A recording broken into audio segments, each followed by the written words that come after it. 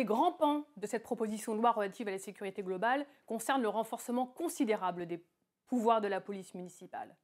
Et ce qu'il faut garder à l'esprit, c'est que ça va avoir des conséquences très concrètes pour les habitants.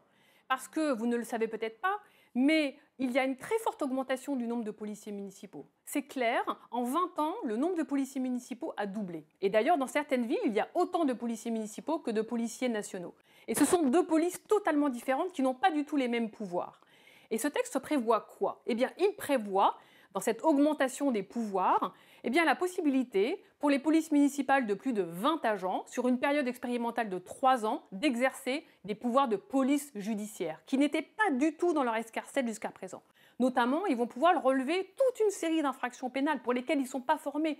L'usage illicite de stupéfiants, l'occupation des halls d'immeubles, la conduite sans permis, la conduite sans assurance, que normalement des policiers nationaux sont formés à pouvoir relever. Ils vont également, pire encore, pouvoir saisir des objets qui auraient servi à la commission de ces infractions, immobiliser des véhicules, mettre en fourrière des véhicules.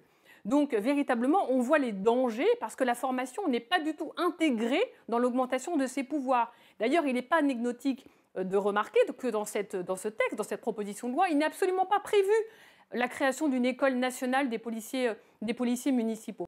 Bref, ce qui est à l'œuvre aujourd'hui derrière cette proposition de loi, c'est un glissement de plus en plus répressif de la police municipale qui se voit du coup octroyer des pouvoirs qui les dépassent et surtout avec des missions qui sont concentrées sur l'interpellation et non pas la pacification de l'espace public et non pas la proximité avec la population. Et puis j'ai presque envie de vous dire que pire encore, ça va laisser la porte ouverte à des politiques clientélistes de certains maires qui se voient davantage comme des shérifs que comme des élus.